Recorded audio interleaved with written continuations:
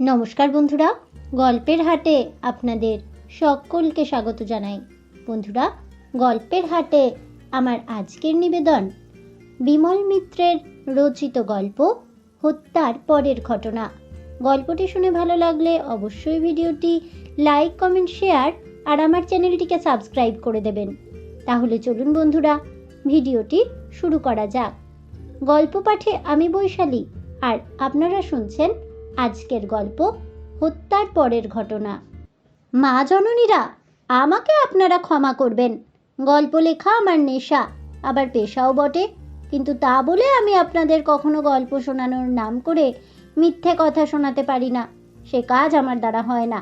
প্রতিদিন লেখবার আগে চন্দ্র, সূর্য, গ্রহ, নক্ষত্র, ৩৩ কোটি দেবতা আর মাতা বসুমতীকে সাক্ষী রেখে আমি লিখতে শুরু করি। যারা শোনেন তারা কেউ ভালো বলেন, প্রশংসা করেন, আবার কেউ নিন্দে করেন। তা নিন্দে করুন গে, তাতে আমার কোনো ক্ষতি নেই। আমি আপনাদের গল্প শুনিয়ে খালাস। নিজের বিবেকের কাছে আমি খাঁটি, এই আমার সবচেয়ে বড় সান্ত্বনা। এর চেয়ে বেশি সুখ আমি চাই না। আপনারা বিশ্বাস করুন, আপনাদের আমি শ্রদ্ধা করি, আপনাদের আমি ভক্তি করি। মায়ের জাতির ওপর আমার বিশ্বাসের অন্ত নেই। এই গৌরচন্দ্রিকাটুকু এই গল্পের পক্ষে অপরিহার্য। এটুকু না বললে আপনারা আমাকে ভুল বুঝতে পারেন, তাই বলছি। এবার আপনারা গল্পটা শুনুন। ছোট গল্পের আগে নায়ক, নায়িকা বা পাত্রপাত্রীর নাম বলা দরকার, কিন্তু এই গল্পের প্রধান চরিত্রের নাম আমি প্রথমে জানতাম না। শুধু আমি নয়, আমার সঙ্গে যত লোক সেদিন ভবানীপুর থানায় ছিল কেউই জানতো না। ভবানীপুর থানার দারোগাও বারবার মহিলাটিকে জিজ্ঞেস করেছিল, আপনার নাম কি? মহিলাটি কিছুই উত্তর দেননি, চুপ করেছিলেন শুধু। বলুন, আপনার নাম কি? আপনি কোথায় থাকেন? আপনার স্বামীর নাম কি? কোনো কথারই উত্তর সেদিন দেননি মহিলাটি। ভবানীপুর থানা তখন মানুষের ভিড়ে ভেঙে পড়েছে। ২ নম্বর বাসে যত লোক ছিল প্রায় সবাই তখন এসে থানার ভেতর ঢুকে পড়েছে। যারা ভেতরে ঢুকতে পারেনি তারা বাইরে থেকে উঁকি মারবার চেষ্টা করছে। পুলিশ কনস্টেবলরা অনেক চেষ্টা করেও কিছু করতে পারছে না। আর এখানে কি হয়েছে মশাই? রাস্তায় বেকার লোকের অভাব নেই কলকাতা শহরে। উত্তেজনার খোরাক চাই সকলের। রাস্তায় বেড়াতে কেউ কিছু মানুষের ভিড় দেখলেই উঁকি মেরে দেখি। কিছু অস্বাভাবিক ঘটনা ঘটলে খুশি হয়। কি হয়েছে মশাই এখানে? ভিড় কিসের? কে জানে মশাই, আমিও আপনার মতো কিছুই বুঝতে পারছি না। পাশ থেকে একজন লোক বললে, চোর ধরেছে বাসে। চোর? হ্যাঁ মশাই, শুনছি নাকি মেয়ে মানুষ চোর। মেয়ে মানুষ চোর কথাটা বারুদের মতো হঠাৎ যেন বাতাসকে বিষাক্ত করে দিল। যারা রাস্তা দিয়ে যাচ্ছিল তাদের কানে কথাটা যেতেই থমকে দাঁড়িয়ে গেল। তাদের দেখা দেখি আরো কয়েকজন। যারা জরুরি কাজে বেরিয়েছি তারা কাজ পণ্ড করে ভেতরে ঢোকবার চেষ্টা করলো। কয়েকটা কনস্টেবল তখন একেবারে থানার সামনের রুল উঠিয়ে হেঁকে এলো, ভাগো, ভিড় হাটাও। কিন্তু কে আর শুনছে তাদের কথা? যারা ভেতরে ঢুকেছে একেবারে মহিলাটির কাছে ঘেঁষে দাঁড়িয়েছে, তাদেরই বেশি সুবিধে। তারা স্পষ্ট দেখতে পাচ্ছে মহিলাটিকে, অনেকক্ষণ থেকেই দেখে আসছে।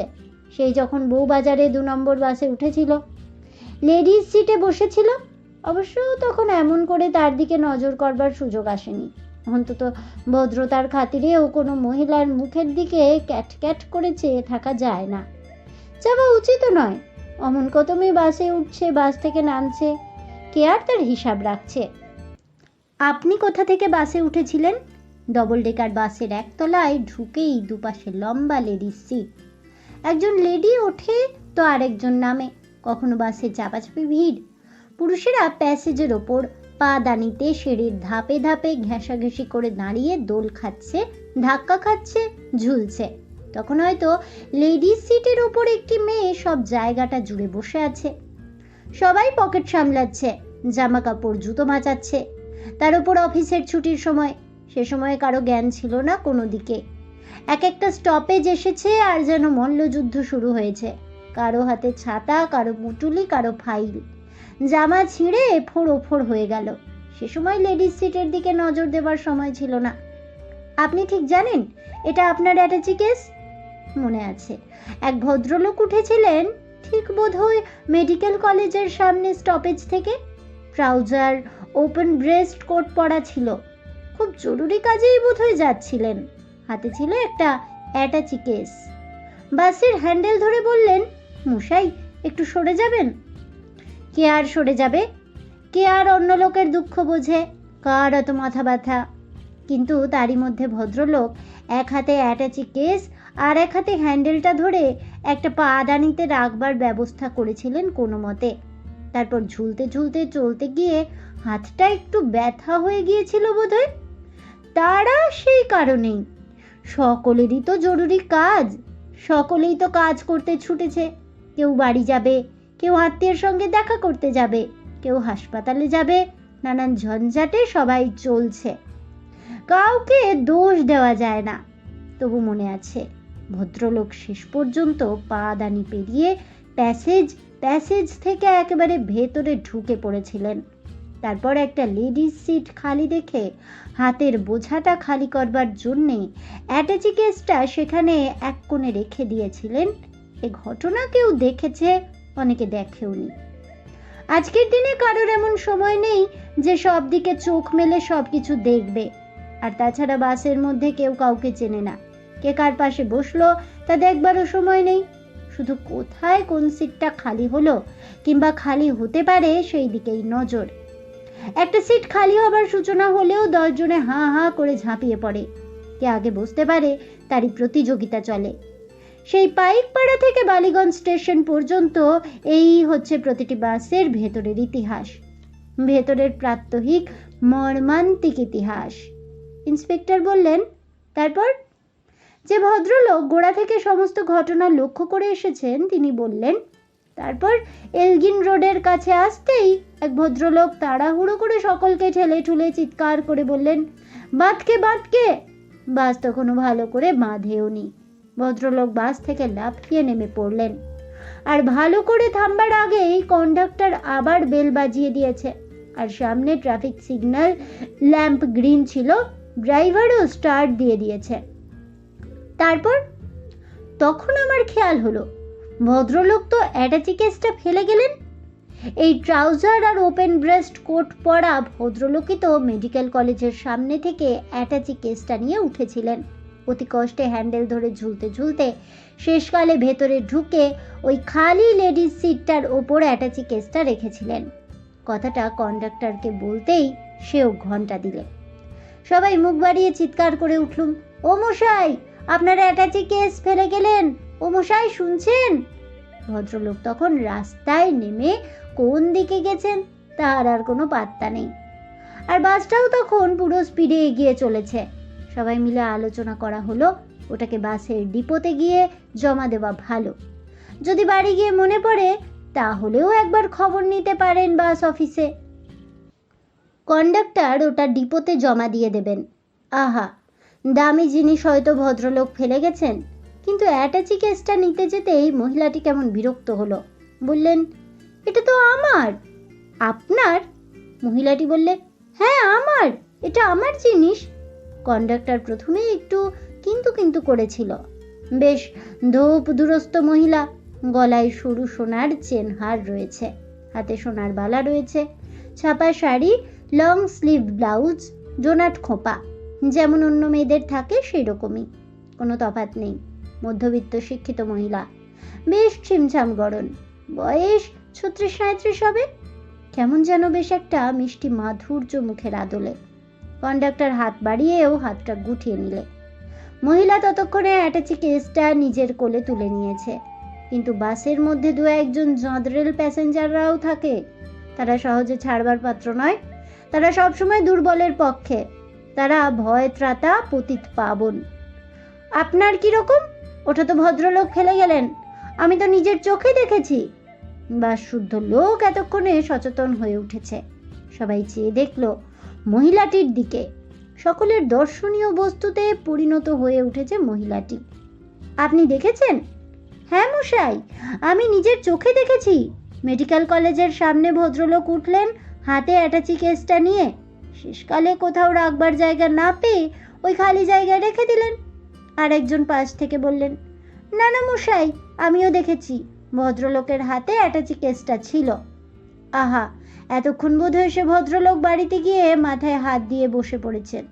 মশাই, বাসে এরকম কত লোক কত কি ফেলে যান, উপদেশ দেবার লোকেরও অভাব হয় না। কন্ডাক্টরকে একজন বললে, আপনি কারো কথা শুনবেন না মশাই, আপনি ডিপোতে গিয়ে ওটা জমা দেবেন। কন্ডাক্টর মহিলাটির দিকে আবার হাত বাড়িয়ে দিলে, দিন, অ্যাটাচি কেসটা দিন।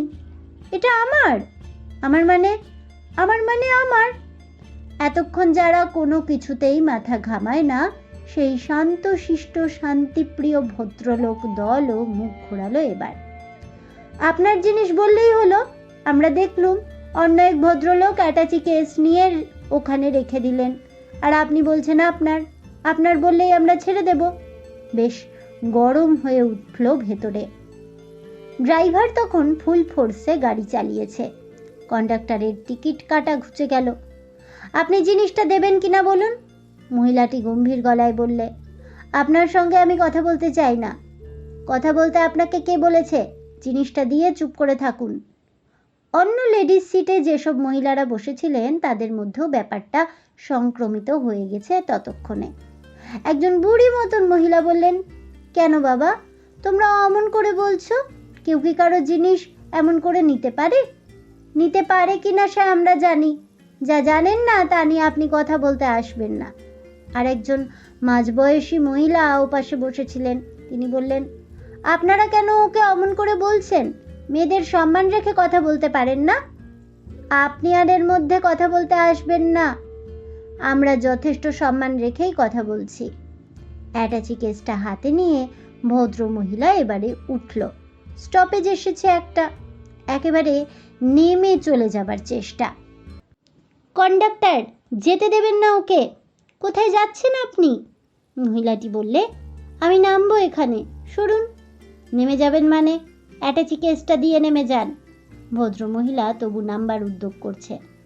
কয়েকজন সামনে গিয়ে পথ আটকে দাঁড়ালো, বললে, জিনিস চুরি করে নেমে যেতে পারবেন না। ভদ্র মহিলা বললে, জানেন আপনাদের পুলিশ ডেকে অ্যারেস্ট করাতে পারি। ওপাশ থেকে এক ভদ্রলোক বললে, আপনারা যেতে দিন না ওকে, কেন রাস্তা আটকাচ্ছেন? সে কথায় কান দিলে না কেউ। বললে, পুলিশের ভয় দেখাবেন না, তাতে আপনিই বিপদে পড়বেন। একজন বললে, চলুন ওকে ধরে নিয়ে থানায় চলুন, সব হিল্লে হয়ে যাবে। কথাটা তুলতেই হই হই করে উঠল সবাই। বাস ছেড়ে দিচ্ছিল, কতক্ষণ আর দাঁড়িয়ে থাকবে? সবাই নামলো, ভদ্র মহিলা নামলো, বাস শুদ্ধ লোকই নামলো। কিছু বাইরের লোকও জুটলো। সামনেই ভবানীপুর থানা। ভবানীপুর থানাতেই নিয়ে চলুন মশাই, মুখোমুখি ফয়সলা হয়ে যাক। তারপর ইন্সপেক্টর এতক্ষণ কোনো কথারই সঠিক জবাব পাননি। আবার বললেন, এরা সবাই দেখেছেন এক ভদ্রলোক অ্যাটাচি কেস নিয়ে মেডিকেল কলেজের সামনে থেকে উঠেছেন, আর আপনি বলছেন আপনার। চারিদিকে ভিড়ের মধ্যে তুমুল হইচই চলছে। কনস্টেবল কয়েকজন ভিড় সরিয়ে ঘর খালি করার চেষ্টা করলে, কিন্তু কে বাইরে যাবে? এমন মুখরোচক দৃশ্য দেখতে পাওয়া কম সৌভাগ্যের কথা নাকি? তারা রুল উঠিয়ে চাগিয়ে এলো, হাঁটো, বাহার যাও, সব হাট যাও। কথার জবাব দিন, চুপ করে আছেন কেন? ভদ্রমহিলা বললে, আপনি বিশ্বাস করুন, ওই অ্যাটাচি কেস আমার। আপনি কোথা থেকে উঠেছিলেন? বউবাজার থেকে। যে ভদ্রলোক হাতে অ্যাটাচি কেসটা নিয়ে উঠেছিলেন, তিনি কি আপনার কাছে রাখতে দিয়েছিলেন এটা? মহিলাটি বললে, তিনি রাখতে দেবেন কেন? তার জিনিস হলে তিনি তো যাওয়ার সময় এটা নিয়ে যেতেন। এটা তো আমার। আপনার বাড়ি কোথায়? ভবানীপুরে, রামময় রোডে। আপনি কোথা থেকে আসছেন? ভদ্রমহিলা বললেন, বউবাজার আমার বোনের বাড়ি, আমি সেখান থেকেই আসছি। এ অ্যাটাচি কেসের মধ্যে কি জিনিস আছে? ভদ্রমহিলা বললে, আমার শাড়ি একটা, আর টাকা কিছু। কত টাকা আছে? ভদ্রমহিলা বললেন, তা মনে নেই, মনে করার চেষ্টা করুন। নিজের টাকা রেখে দিয়েছেন, আর কত টাকা আছে জানেন না? ভদ্রমহিলা বললেন, না। চাবি? এর চাবি আছে আপনার কাছে? ভদ্রমহিলা বললেন, না। সে কি, নিজের অ্যাটাচি কেস আর নিজের কাছে এর চাবি নেই? ভদ্রমহিলা বললে, আমার বোনের বাড়িতে ভুলে চাবিটা ফেলে এসেছি। আপনার বোনের বাড়িতে টেলিফোন আছে? বললেন, না। ইন্সপেক্টর হুঁশিয়ার লোক, বললেন, তাতে ক্ষতি নেই, আমার কাছে মাস্টার কি আছে, তা দিয়ে সব খোলা যাবে। বলেই তিনি এক কনস্টেবলকে মাস্টার কির গোছাটা আনতে বললেন। 1 মিনিট ধৈর্য পরীক্ষা। কিন্তু সকলের মনে হলো সেই 1 মিনিটই যেন কল্পকালে রূপান্তরিত হয়ে গেল সেদিন, সেই ভবানীপুর পুলিশ স্টেশনের ভেতরে। আর অ্যাটাচি কেসটা খোলবার সঙ্গে সঙ্গে বিংশ শতাব্দীর সমস্ত পাপ, সমস্ত লজ্জা, সমস্ত কলঙ্ক যেন এক চাবির মোড়কে হাঁ করে উঠল। আশেপাশের ভিড়ের মানুষ তখন উল্লাসে উদ্দাম হয়ে উঠেছে। ভদ্রমহিলা আর থাকতে পারলেন না, যেন ভেঙে পড়ল। বললেন, অ্যাটাচি কেস আমার নয়, আমি মিথ্যে কথা বলেছিলাম, বিশ্বাস করুন এ আমার নয়, আমি এর বিন্দু বিসর্গও জানি না। বলতে বলতে ভদ্রমহিলা সেই অবস্থাতেই চেয়ার থেকে মাটিতে পড়ে অজ্ঞান হয়ে গেলেন। তারপর মা জননীরা আমাকে ক্ষমা করবেন, আমি সত্য বই মিথ্যে জানি না। আমি প্রতিদিন লেখার আগে চন্দ্র, সূর্য, গ্রহ, নক্ষত্র, 33 কোটি দেবতা, মাতা বসুমতীকে সাক্ষী রেখে কলম ধরি। লেখা আমার নেশা, আবার পেশাও বটে। কিন্তু তা বলে গল্প শোনানোর নাম করে কখনো আমি আপনাদের মিথ্যে কথা বলতে পারিনি। আপনারা আমার শ্রদ্ধার পাত্রী, আপনারা আমার ভক্তির পাত্রী। আপনাদের মর্যাদাহানি আমার কল্পনার বাইরে। আমি আপনাদের আমার অন্তরে শ্রদ্ধা, ভক্তি, সম্মান জানাই। যারা শুনছিল এতক্ষণ তারা অধৈর্য হয়ে উঠল। বললে, ওসব কথা থাক, তারপর কি হলো বলুন। অ্যাটাচি কেসের ভেতর কি ছিল? সে কথাই তো বলছি। যুগ যুগ ধরে সাহিত্য মানুষের কল্যাণ বোধকেই জাগ্রত করেছে, সাহিত্য জাতির মনের মুকুর। ওসব কথা থাক, অ্যাটাচি কেসের মধ্যে কি পাওয়া গেল বলুন শিগগির। একটা ছোট একদিনের মরা ছেলে। সমস্ত লোক তখন স্তম্ভিত হয়ে গেছে। কিন্তু সেদিন যারা সেই থানার মধ্যে ছিল তাদের সকলেরই মনে হয়েছিল ও যেন মরা ছেলে নয়, মানুষের ধর্ম, মানুষের কীর্তিকে কেউ যেন খুন করে রেখে গেছে একটা অ্যাটাচি কেসের মধ্যে। বিংশ শতাব্দীর সভ্যতার আত্মার গলা টিপে কেউ যেন ওখানে হত্যা করে ওই রকম করে তার সৎকার করতে চেয়েছে। তাহলে বন্ধুরা, আমার আজকের এই গল্পটি শুনে কেমন লাগলো অবশ্যই আমাকে কমেন্টে জানাবেন। ভিডিওটি ভালো লেগে থাকলে লাইক, শেয়ার করতে ভুলবেন না। আমার চ্যানেলের নতুন বন্ধু হয়ে থাকলে চ্যানেলটিকে সাবস্ক্রাইব করে দেবেন। পাশে থাকা বেল বাটনটি প্রেস করে রাখবেন নতুন গল্পের নোটিফিকেশন পাওয়ার জন্য। ফিরে আসছি পরবর্তী ভিডিও নিয়ে।